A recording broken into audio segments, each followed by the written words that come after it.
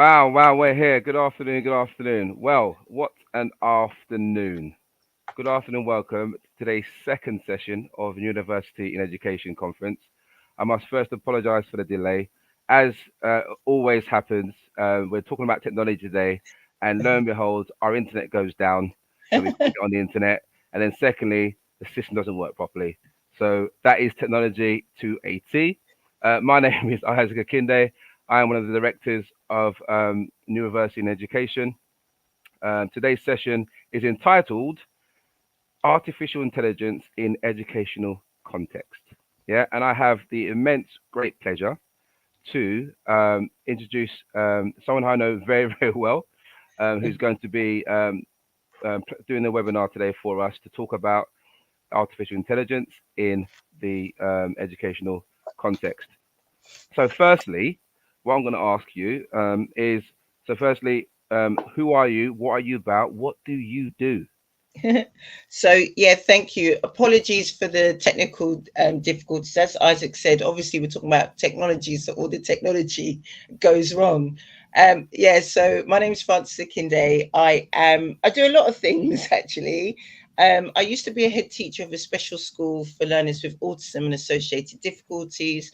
I left headship about 2 years ago now, and now I do a variety of things. So I'll talk a lot about it in my presentation, but I'm a specialist in SEND, so I support children with who are neurodivergent, SEN needs, AEN needs. I also work as an assistive technology trainer for a company called Diversity and Ability. And through them, I learned so much about assistive technology and artificial intelligence, and I just got really into it. And yeah, so now I do a lot of my work around how we can use technology to support our learners and ourselves, really. Excellent, thanks for that.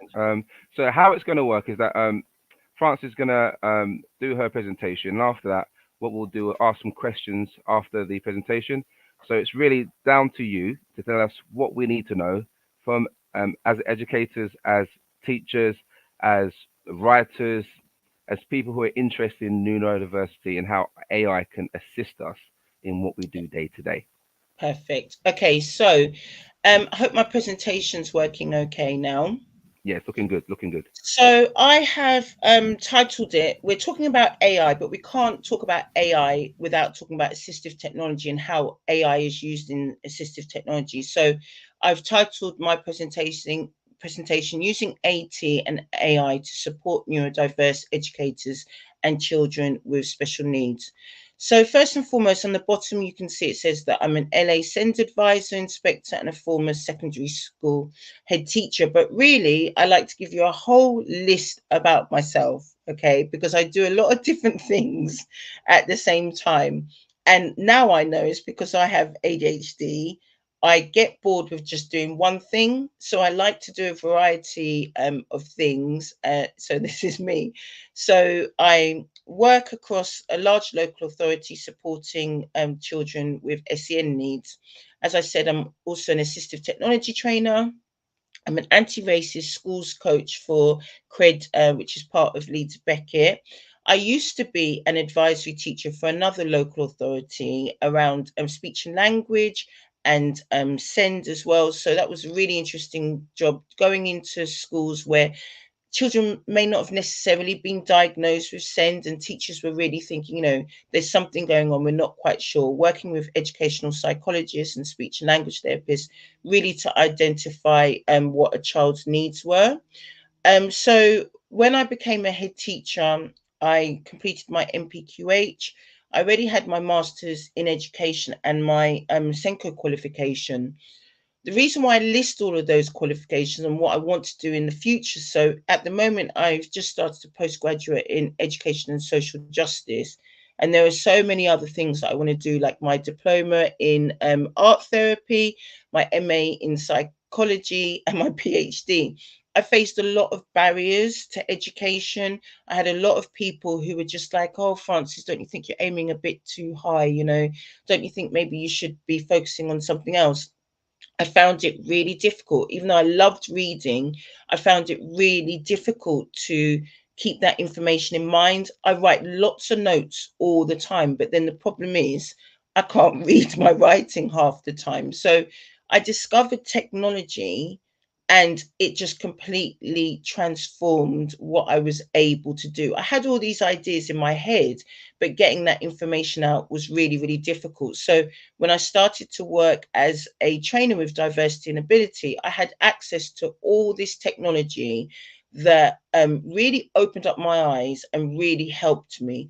So, for example, if I'm writing something, I have something called autocorrect in the background that corrects all my spelling. So it learns the things that I make mistakes with the most, and then it will keep a log of all that and correct it for me as I'm writing. That has just been amazing. And it keeps a log of all those spellings so I can see what the most common spelling errors are. You know, things like text to speech, read aloud, all of those things have just completely transformed my learning. So this is why I'm so passionate about it, because when you have a student, you know, that has said that they've experienced real anxiety, depression, mental health difficulties because they're just not able to keep up with their work. You start a session with a student saying that, and then by the end of the session, they're just like, oh my gosh, I can't believe it. It's so simple. And you're like, well, it's not simple because you didn't know how to use it. Now that I've shown you how to use it, you can use that to support yourself. So that's why I'm so passionate. So to the point where I managed to write a 45,000 word book using technology, using AI. And I'll show you how I use Copilot as well to help me with my research. And just on an ethical point, we're going to talk about the ethics of using AI and just thinking about, okay, you're using AI. If you're anything like me, I always describe my brain as frozen. It's like I know that I need to do something, but I just can't get it started. By using AI, I can put a prompt in and it will just get me started. And that's how I use AI. I use it to get me started with my ideas so that I can write myself. And then I use things, you know, like spell check and all those other things like Grammarly to help me to make sure things are constructed properly. I used to say it's because when I was in school, I never learned about grammar, but then I've discovered a couple of years ago it's because I'm dyslexic. So I need all that support around that. So, yeah. So, going on then, just to think about first and foremost, you have a blank slide, but it's going to come up. I have lots of animations in my slide, and it's more for me than the audience because it prompts me to keep going. So I have to press it, and I'm like, oh, okay, right, next bit to do. I really like this quote from the IBM training manual in 1991. If anyone remembers the old IBM computers, this was when I was in secondary school and we were like, oh my gosh, a computer, right? Okay, trying to use it. And I just really like what they say. So they say, for people without disabilities, technology makes things easier. For people with disabilities, technology makes things possible. And that is exactly how I feel about assistive technology and artificial intelligence, AI. So I found this image and I just thought this is a perfect illustration of my brain, you know, and this is someone who's got like a little afro as well. And it's thinking about, I'm so creative. So originally I went into education as an art teacher. So I taught art and design, photo media. I'm very creative. So where you see it says about expression, thinking, unique, different, artistic, passion, energy, all those things is what I am good at. You know, I run away with ideas and people say, slow down. I'm like, no, no, I don't need to. That's what you're there to help me with. I have the ideas. You help me execute them. It's that concentration. It's that memory. Those are the things that I struggle with, and I need my visual memory is quite strong. So I use that to help me with my ideas, but it's my auditory processing that, you know, needs a bit of help. So when we're thinking about it and how I was as an educator, you know, we spend, as you can see here, it says that we spend only 49% of our time in direct interaction with students. I think that's such a shame. The rest of the time is just admin, you know, admin, prep, feedback, marking, all of those things. And it's thinking, well, for somebody that's neurotypical, as we say, that is 49% of their time. For someone that's neurodiverse, that is so much longer. I never understood why I had to stay up till 2, 3 o'clock in the morning to do my planning while why I was still going through my emails at 10 o'clock at night. Then I realized my brain needs a lot longer to process information. And that's what I've realized now. So this technology is just saves me so much time. Then I can just get on with the core part of my job, which is that direct support for children and young people. And now, as an inspector and advisor, that support for teachers and head teachers and people within my team. So that's why I'm so passionate about making sure that it works.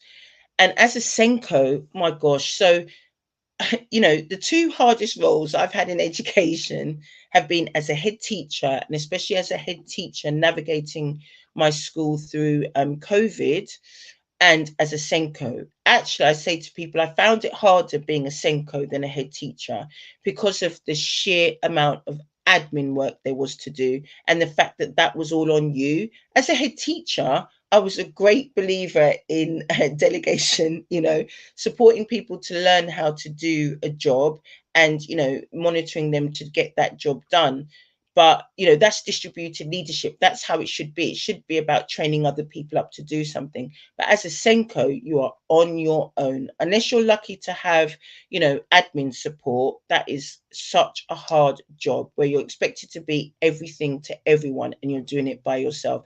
So we are seeing so many SENCOs leaving education because they're just burnt out. It's really, really difficult. So yeah, I'm always saying to my SENCOs, you need to have some admin support. You need to have someone, if it's a school receptionist and they can give you some admin support, at least helping with your diary or something is so important because all that work is really, really difficult to do by ourselves. Now, what I wanted to show you is kind of like an overview of AI and how we can use it. So when we're thinking about artificial intelligence, it's thinking about how we can use it. It's kind of like as a superpower to help us with all our work.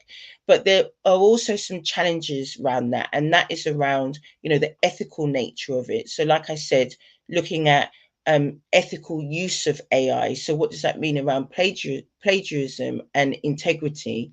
What does that mean around bias and discrimination and some of the output that you might get from AI? Some of the answers you're just like, that doesn't sound like that is not a biased answer. There are actually some topics that AI will not answer and it will just say, I can't comment on this subject. And that's a real problem, And when we're thinking about countries and the controls that are being put in place by some nations around how their citizens use AI, that really tells us something around freedom of speech, freedom around research as well. There are also concerns, especially in education, around data privacy and security. So it's thinking about how we need to make sure when we're using AI, we're not putting in personal details about ourselves or our students. And so it's just using it generally and not putting in personal data. And there are some assistive technology tools that you just can't use in education because in terms of GDPR, it's not very secure in terms of where that data is being stored. So you always have to check when you use something. It might be blocked already, so you might not be able to access it if you've got really tight controls, but you just need to be really careful in terms of that data sharing agreement. So in terms of that application, so looking at the blue circles at the top, what we're commonly seeing AI used for in education is around smart tutoring. So where it says intelligent tutoring systems, that's things like Khan Academy, where it's responding to the needs of a student as it's giving its input. And then it's thinking about assessment and how that can be automized. Now, when it comes down to assessment, you still need a teacher there to make sure that the assessment criteria is right and that the way that AI is marking that is correct. So you can get some online platforms around that. But that kind of brings in some questions around bias and what that looks like. And I have to make a point around there. When we were doing the teacher assessments during the pandemic, there was a paper released by Ofqual around research into teacher bias. And this is the argument where people will say that actually, is there less bias in AI or more? Because sometimes we found a lot of teacher bias in those assessments. So there is an argument to say, well, for people from marginalized backgrounds, AI might be a bit more neutral in terms of preconceived ideas about our students. So that's an interesting point as well. And in the orange, it talks about the benefits, so adaptive learning, and I'm going on to show you a bit more around that, enhanced learning experiences, and global access to education. To me, when we're thinking about equity and we're thinking about equality, people should have the right to technology. Some people need an extra bit of support because they might be neurodivergent or they might be from marginalized communities. It's thinking about, what does fair equal access mean? It shouldn't be that only people that can afford to buy programs are able to access AI and assistive technology. I'm a great believer that everybody should be able to access these things. So that's really important to me as well. So on the side there, I've put an image of Qbot robot.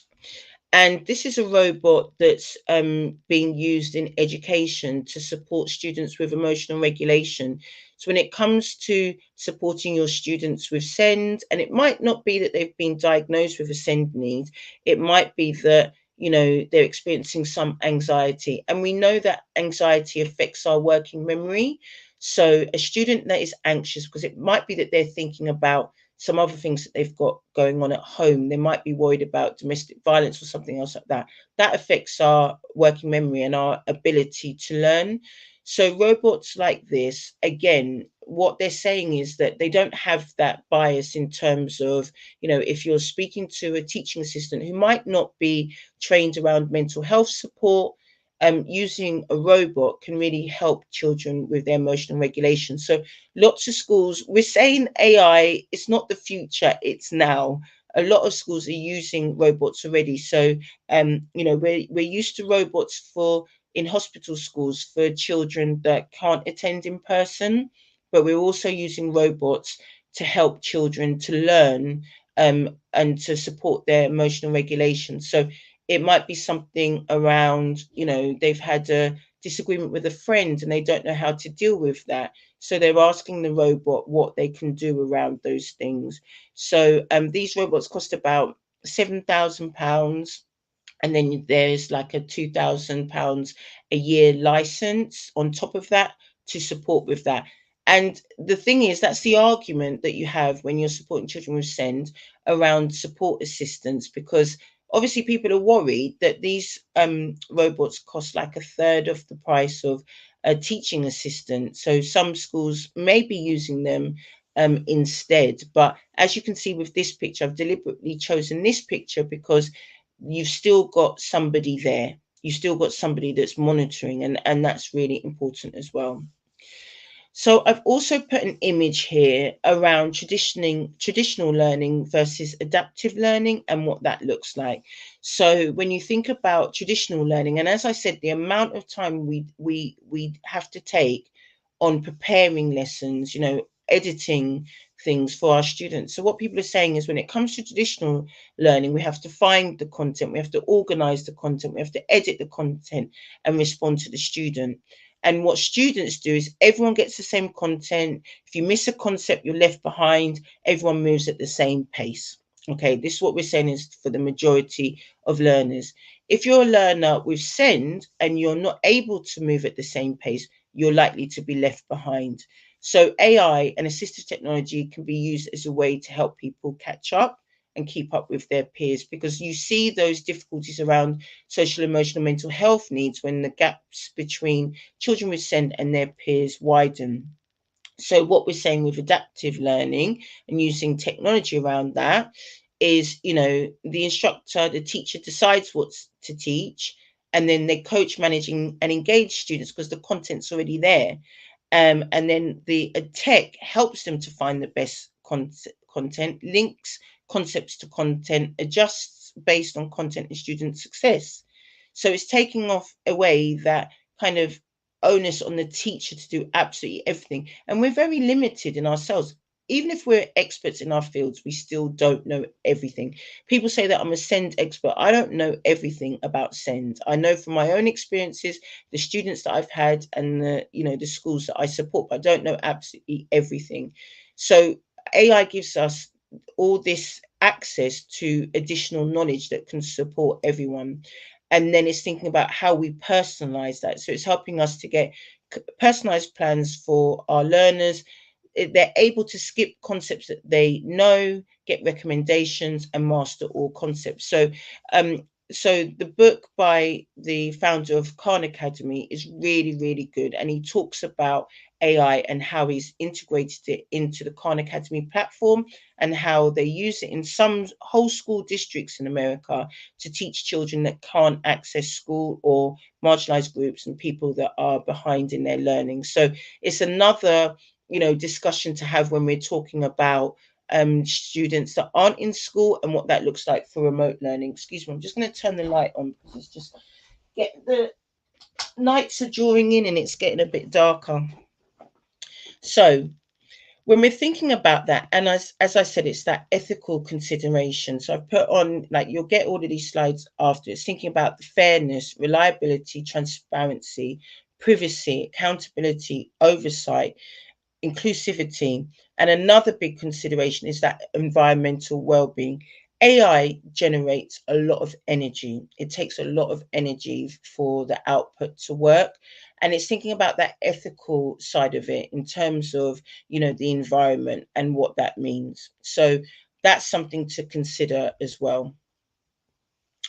But I just go back to that point a little bit because it's the same argument that we have with lots of things, like with cars and using electric vehicles and things like that. There's an offset really to say that in terms of the environment, we know that using electric vehicles, hybrid vehicles, is much better for the planet. But actually, when you're thinking about children who are being used to mine the core elements for electric vehicles, we have to think about both sides. So it's really thinking about a balance between how we can use AI and also thinking the impact that has on the environment as well. So I've put in some information just around the benefits of using AI to support children and young people with SEND. As I said, just to recap around that, personalized learning. AI enables personalized learning plans to accommodate varied needs and ways of working. Increased engagement. Engaging AI tools can enhance participation and motivation, leading to improved learning outcomes. Improved progress tracking. AI facilitates precise tracking of a child's progress, making it easy to identify areas of improvement and tailor interventions accordingly. Lots of people at the moment are talking about not having phones in the classroom. On my phone, normal Apple phone, I have the Bing app. I can go into Bing, and if I'm sitting there and I'm listening to something, I'm like, I don't quite understand that word. I can just say to Bing, right, okay, I can press the microphone on there, or I can upload a picture and I say, analyze this picture, tell me what that word means. That's why I like to think as AI in your pocket, in your phone, just something, a little tool that you can get out to support you. I haven't interrupted the lesson. I haven't, distracted anyone. I've just been able by myself just to ask what that means. So it's things like that where you need to ask a lot of questions to help with your learning. That's how I find AI really useful. And then it's thinking about what that means for equity in the classroom. As I said, I believe everyone should have access to the latest technology. It shouldn't be just if you can afford it. So it's that inclusive environment. How do we use AI and assistive technology to create an inclusive learning environment? And how do we get people to understand that some people may need a bit more support than others? That's equity. That's what we're there for as educators, to make sure everyone has access to education. And that's what differentiation is about, people's own needs at their own pace. And then it's thinking about that individualized support, that those tailored teaching. In secondary schools, typically we don't have as many support staff as we do in primary or in special schools, so it's thinking about how can we use technology to support with that individualized support. And it's about embracing diversity. And so that our students and myself, and as I said, with my students in higher education, their confidence has grown from using assistive technology. Think about that overall picture. When we talk about attendance and we talk about the increasing number of students that are not in school, so when we say ethos, so educated other than at school, we are seeing an increasing number of children that are not in school and not able to access full-time education. A lot of that is around that sense of belonging. I always say to my schools, you can't talk about inclusion and talk about exclusion at the same time, because it all comes down to those relationships and those sense of belonging. How do we increase students' self-esteem, their confidence? How do we contribute to their overall well-being? AI and assistive technology is a way that we can help students to access the curriculum when they feel overwhelmed by what they're being asked to learn. Now, this slide is my favorite one. And this is just, I've given you an overview of all the kind of technology. Now, on here, you've got about 30 different types of technology. And it's things that I do not know every single one of these things. I'll tell you about my favorite ones and I'll point a few of those out. But we can't use everything. It is growing at such a pace. There are certain things that I used to use, like there was one called Jasper, which I absolutely loved. And that was kind of thinking about articles. It would give you some prompts to think about some key things to put in an article. That I don't really hear of anymore because Copilot has completely taken it over. And this is the thing, Microsoft, they are the kind of company that if they see something, they'll do a copy of it and then they'll integrate it into their platform. And then a lot of these things now might even be redundant. It is growing at such a fast pace and it's really hard to keep up with everything. There are a lot of people that are bringing out their own platforms. And from my personal point of view, I am very much in terms of that equitable access. I always say to schools, think about your existing systems. If you're a Google school, then you've got Bard, which is their version of Copilot. You've got all the accessibility features as well. Most of my schools are Microsoft, so I show them first and foremost how to use Microsoft. Most of the students that I work with, their universities are Microsoft universities. That's what they use for their communication system. So first and foremost, I show them how to use these things on Microsoft. So I'm going to go through some of the technology that you've got here. And just to say, I'm looking at different things because I've got my screens, I've got one phone here, I've got one phone there, I've got a tablet there, I've got all these bits of technology. And sometimes that can be overwhelming to people. But for me, I cannot cope with just having one screen. I can't cope with just having one phone because I don't like to have all my business stuff on my personal phone and things like that. So all those bits of technology are really, really important to me. It supports my well-being so I don't get overwhelmed. But for some other people, they're like, that is too much. I can't cope with all these different devices, but it works perfectly for me. So I'm going to go into a bit more detail about some of the technology that I use. Now, here I've said about differentiation in the classroom. So I have to keep going back. When schools now are talking about adaptive teaching and they're saying differentiation is dead, it's an old word, it's old fashioned. Actually, differentiation is what it says in the SEND code of practice. So we can't say we're not going to differentiate. Doesn't matter what word you use for it. As it says here, differentiation in the classroom is all about tailoring instruction to meet the diverse needs of students. I'm passionate about that. You cannot expect everybody to learn at the same pace because you have students who are being left behind because they're expected to learn at the same pace as others. And if you're in a school where they've made cutbacks on teaching support staff, you've got a student there who's just completely lost and overwhelmed. So why wouldn't you give them access to technology to support them with that? So with Microsoft, you've got all these connected features that are all online. So I might be, doing a presentation online and I've got a copy of it on my phone. we don't realize sometimes how far technology has moved on. I could live edit a document with a group of people. I don't have to keep going back and forth and sharing things with them. That really supports me for people to be able to access my work and support me, live with that. So all those kind of things, we've moved on so much, even since the time that I was in school, honestly, working in schools directly. So that's in the last 4 years. We have got so much technology. And what I find interesting is that when we were during the pandemic, everyone says, right, pandemic was a few years ago now, but actually, we learned about hybrid learning, we learned about learning online. And then when we were all told to go back into schools, as a special school, we were always open. But when, mainstream schools were told, right, you're going back into school, we kind of stopped using all the technology that we'd used online. And I don't understand now why we're not having that hybrid model of, if a child isn't able to access learning by being present in the classroom, why can't we use remote learning? Why can't we use that as part of our offer for our students? So I think that's something to think about. So on here, I've just said a few things about immersive reader. So I'll go on to talk about that in a bit more detail on my next slide. Microsoft Teams, you can do so much in terms of that collaborative learning with Microsoft Teams.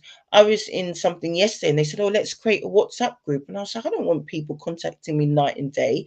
I've got a Teams app. So, if people want to message me, they can message me on Teams. We can use that with our students. We can use that with our teacher groups. Some schools are brilliant at setting up teacher groups where they share all the resources into, a Teams space where they can put notes in there, they can put assessments, they can put pictures, lesson plans, everything within that space. And it's a live document that, your students can have a Teams class group and things like that. And I don't want this to sound like an advert for Microsoft. It's the most common one used in schools. So it's thinking about how we use that together.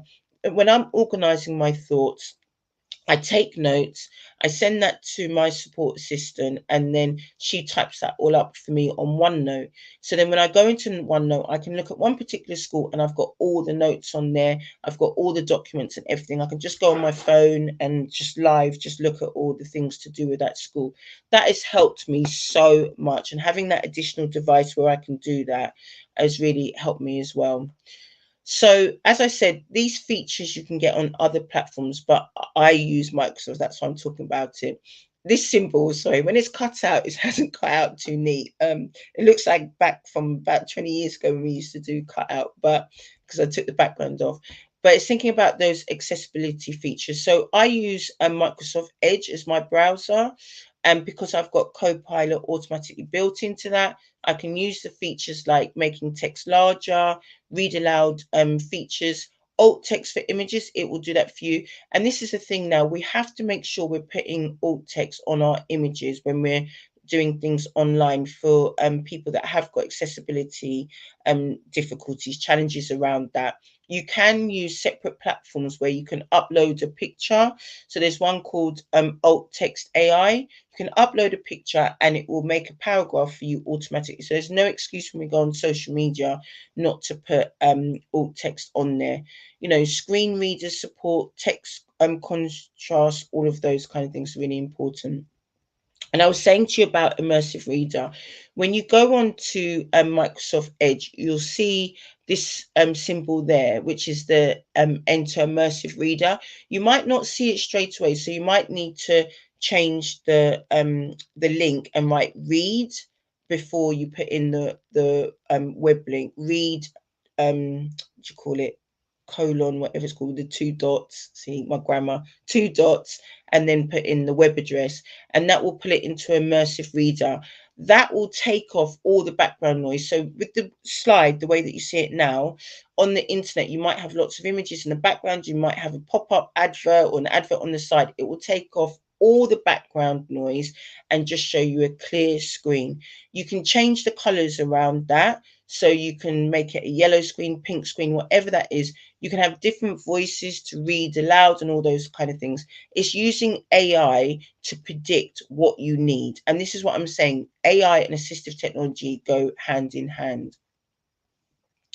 So Copilot, that's another one of my favorites. So Copilot uses AI to basically scan the internet for whatever you're looking for and then give you a summary of it.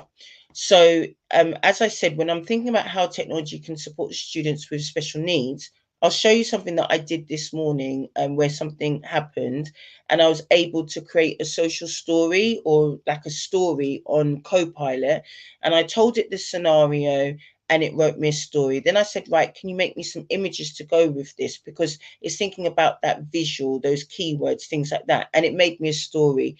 That took me seconds. And when I'm talking about social stories, you have to be really careful to say social stories should be in the moment with a child. So it shouldn't be a generic thing. It should be something that is reacting to a personal situation for that child. So it's thinking about, right, okay, how can you use that to support you with social stories? Thinking about if you gave it some text, so you could put a link to a document, and this is when you're using the online version of Word or whatever that is. You put a link to the document into Copilot and say, make me a list of keywords, and then it will write you a list of keywords. Those visual supports, all of those things you can do in Copilot. When I talk to Senkos, I say to them, right, okay, you've got an annual review coming up, or you're looking at a support plan for a child. Write in some details. Obviously, like I said, not putting in personal details that can identify a child, but just in general. So, say, for example, if you had a child with ADHD, and you can say, right, I've got a child who's struggling with their behavior. They don't seem to be able to pay attention in class. They're 11 years old, but they're good at this. These are their strengths, because I always take a strengths-based approach. Put that into AI and it will give you a whole list of strategies.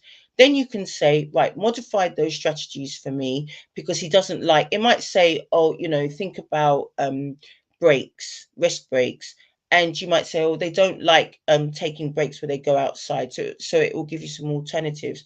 You keep giving it prompts and it will keep changing it for you, so you've got all those tools in front of you.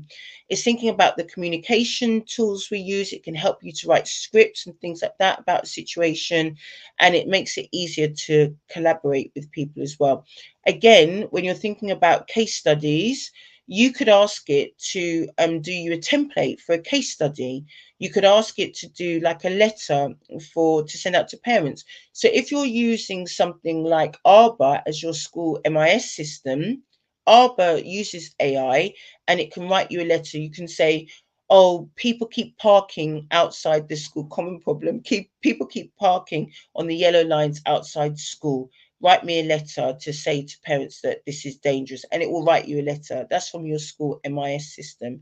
So it's thinking, sometimes we don't realize we're using AI in the way that we are, and it's all these things that it's integrated into. So this is the story that I was telling you. I did get permission. I said I'm going to use it as an example because they have been found now. But I was talking to somebody this morning and their bunny rabbits had gone missing. And she was like, how am I going to explain this to my children? So we went on Copilot and we wrote like a story, because she said they're far too young for me to say that the foxes have got them or whatever that was. So we went on Copilot and we said, this has happened. The bunny rabbits have gone missing in the night. There's two of them. There's a grey one. There's a brown one. Write a story for a 4 and 7-year-old to kind of give an alternative version of what might have happened. So this AI has written this story, and we can modify it and say, right, no, those words are too advanced or whatever. It's written a really nice story about rabbits that, they missed being out in the wild. So they've run away to go and live in the wild. And all these animals, like there were deer there was an owl there, and all these things. So, I've asked AI to write me a story. Then I've told it to give me an illustration to go with that. That is, to me, that is amazing that they can do that. But then again, as I said, ethically, in terms of copywriting, I would not legally be allowed to copyright this story because AI has produced it. You have to be ethical and say, I didn't write this, AI wrote this, because you shouldn't be making money out of things that you didn't write yourself. And I had to be really mindful of that when I was writing my book, that I use AI for prompts, but the content is mine. So again, another of my favorite platforms, which isn't a Microsoft one, if you think I just work for them, I don't, is Aoa. So Aoa is a mind mapping tool. and you use it with students. And this again is free. I'm only showing you things that are not going to cost you any money. It's part of, platforms that you already have or that you can get from the internet. So with AOR, it uses AI to support you with a mind map. And as I said, sometimes I just feel like my brain is frozen. So if I was a university student and I was doing an essay on how can assistive technology and AI support neurodivergent adults and students. It's cut off a bit there, sorry, when I've cut it over. And, so it's given me 4 prompt areas. So it said integration of AI and assistive technology for neurodivergent individuals, potential research areas for a PhD study, overview of neurodiversity and challenges faced by neurodivergent individuals, role of assistive technology in supporting neurodivergent individuals. It's given me all those prompts. I still have to write it, but it's given me all those prompts to get me started. So that's absolutely brilliant. And it's taken away the hours and hours that I would have just sat there going, oh my gosh, don't know what to do, and just got really overwhelmed with that. It's given me a starting point. And if you're anything like me, once I get started, then I'll just go into flow and it will just all be flowing with that. So another one that I really like is Gamma, and I'll explain around Gamma, around why I like using it and also the considerations around it. So Gamma is another free platform, but you get like a limited amount of credits, and you give it a topic and it will create you a PowerPoint around it. And it's just like sometimes when I'm just like, oh, right, I've got to do this topic, I don't know what to talk about, or I don't have much time to prepare for it, it will just create me a PowerPoint and I can say, right, it's an hour presentation, 30 minutes, 20 minutes, whatever, and it will give me prompts. So where it says here, dynamic content, is taking all the content from the internet and saying, right, this is what you should include in your presentation. It's that time saving. It's the thinking about how you can engage your audience better, because it's giving you an example of a PowerPoint. Again, when you're using things like Gamma, you have to be an expert in what you're talking about, and I cannot emphasize that enough. AI isn't there to make you an expert in something that you don't know anything about. You have to have that cognitive that knowledge around a topic is to support you with that, because you could be doing a presentation or talking about something and AI is giving you a load of rubbish, because what some people have done is when they're writing an essay and the tutor might say, right, give me examples of where you found this research from. They might write into AI, this quote is from Francis Akinde, okay? And then so the AI will say, right, this quote from Francis Akinde, and then they'll add it to their essay. And it's like, that person doesn't exist. Like that person, they've made it up. AI is not reliable 100%. It will give you general things, but you cannot say that it doesn't have blips. For example, when ChatGPT first came out, it was trained from about 3 years previous. So it was giving content from like 2018 in 2021. So I said in a ChatGPT prompt, will Arsenal win the league this year? And they said, yes, Arsenal have got a very strong team. And it listed the team. The team was from 3 years ago. So you have to know what you're talking about. Don't rely on it to say, right, okay, this is fact. It's not. It's taking information from the internet, which might not be correct. The reason why I prefer using Copilot rather than ChatGPT is you can see there it's got numbers next to each link. So it's given me some prompts and then it's got numbers next to it. That number will take me to a live website where it's got some of that information from. So it's summarized that content and made me like a one-line sentence, because I've asked it to give me concise bullet points. You can ask it to give you a longer prompt or whatever that is, but you can see there it's gone back to the source. So when you're referencing, so when I'm talking to university students, I'm like, right, it's giving you a starting point, but you need to go back and reference it. It's giving it the reference points. And with university students, there's another platform called Zotero where they can go onto a website. Zotero will remember the website for them and it will help them reference it. So it's all those kind of things that you're using AI for. It just saves so much time because referencing takes so long.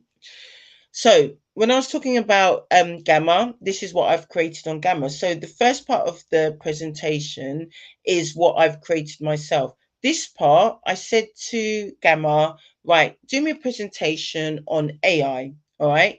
It's produced an 8 slide presentation, AI in education, shaping the future of learning. It's put all the pictures in there. I've told it but that it's by Francis Akinde. So they've said, welcome to this webinar, exploring the potential of artificial intelligence in education. Join us. And AI is very language like join us. Let's delve in, working together and all that kind of language. So you can kind of tell when people just copy and paste from AI. If you know about AI, you're like, they've taken that straight from ChatGPT. And it says, join us as we delve into these exciting possibilities of AI in supporting learners, educators, and support staff. It loves all these linkages across. Our speaker, Francis Akinde, is a leading expert in AI in education. I'm not, I'm not at all. Bringing valuable insights to this discussion. So AI can make you feel a bit like, oh, wow. I can go on AI and say, who is Francis Akinde? And it will say, Francis Akinde is this and that. It's because it's just taken things from the internet and put it all together. And then it will tell you, right, I'm taking this from this blog or from my website or wherever that is. So it's given me an overview, and I've included all of this. I've said to you that it's made with Gamma because I'm being ethical about it and showing you that.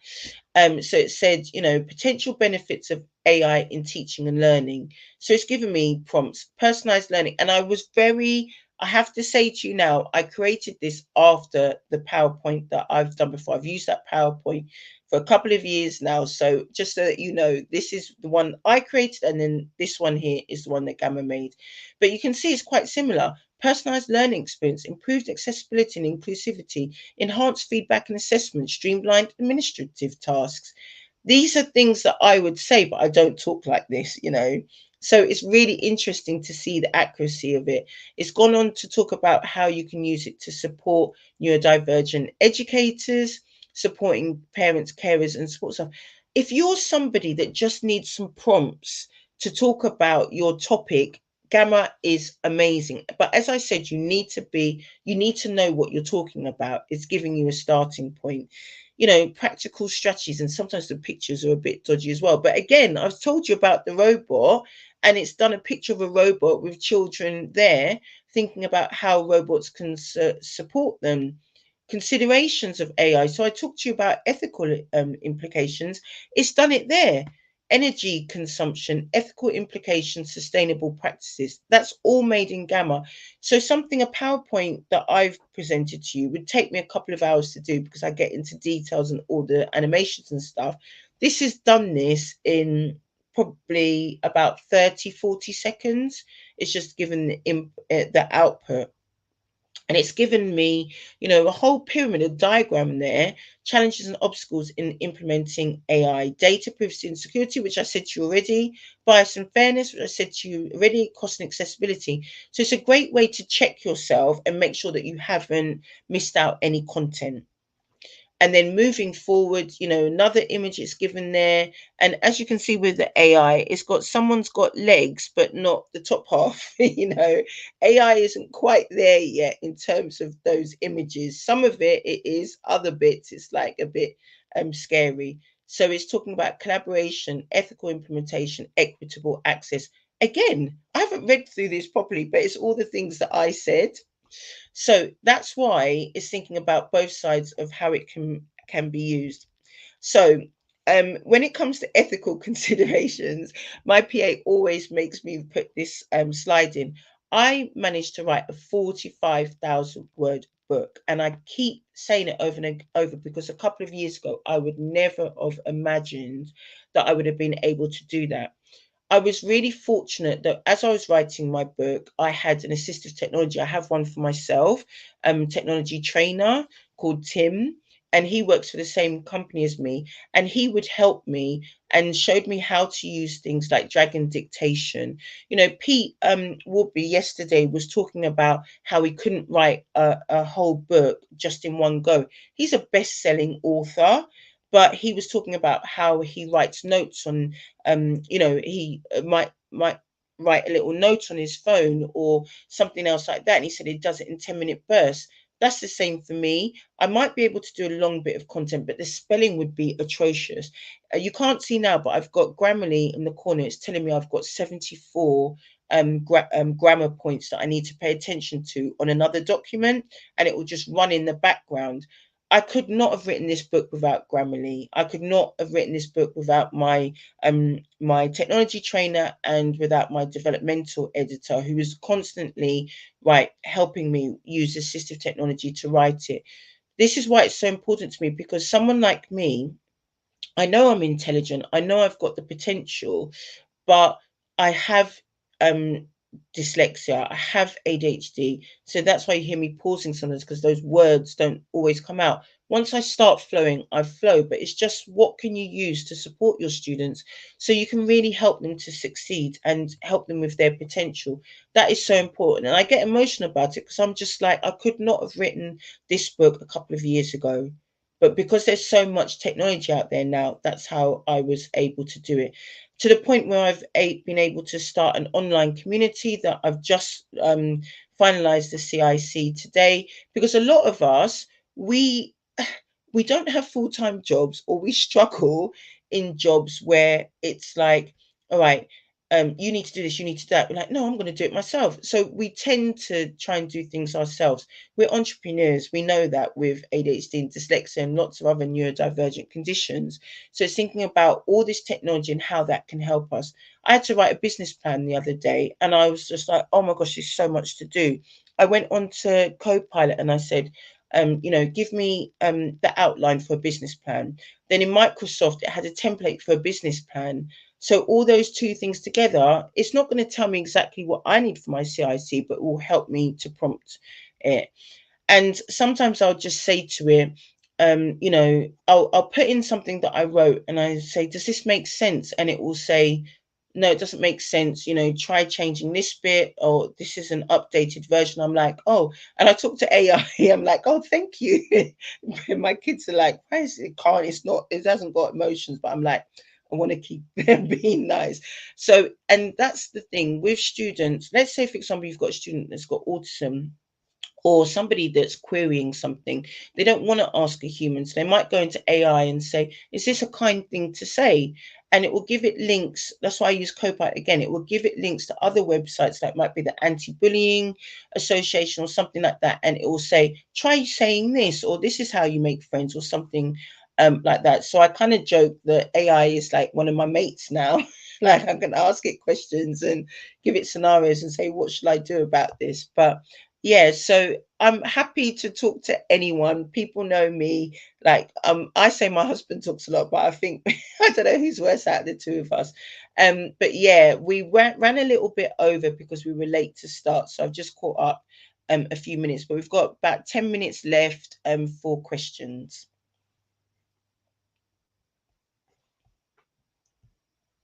Wow. Okay. So much to unpack there. Francis, thank you so much for all the information that you've put through today in that conversation. It's been great. There is actually a question to pose here. What Okay. advice would you give to schools as a good first step in exploring the integration of AI, both Yeah. for their ND educators and their students? Use the systems you've got already. So that's why I say, look at what your communication system is. So is it Microsoft or is it Google? They're the top two in schools. So go on to Microsoft, look at the accessibility features.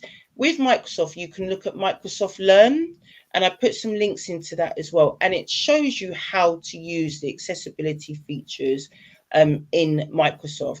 So definitely use that as a starting point. You've got Copilot there. On Google, you've got Bard. So you've got those things already where you can ask it questions. So I would not say, I'm not a big fan of saying invest in this platform or that platform. Use what you've got already in your schools. That's really, really important. Excellent. Thanks so much for that response. And yes, I do talk a lot, madam, but that's how we are in as ADHD. Do you know what? I just put that in there to see if you were actually listening to my presentation. I always listen to my wife. I always listen to my wife. Okay. Happy wife, happy life, as they say. So Some of the takeaways that I've taken from this, and I think other Yeah. people will do as well. For me, just like most ADHD students and colleagues, notes and notes and notes and notes. So I would definitely suggest people look back at the or listen back at the presentation. You'll find so many nuggets that you can use. I definitely have. Living with Francis, I always get a lot of nuggets from her in regards to fixing things and doing things when it comes to AI. So some of the things I've got here, just to pull out, AI Mm. is not the future. It is now. I'm a Yeah. teacher in school, so I teach in school as well. I teach business studies, and my subject, there's a lot of technology that gets used and plagiarism.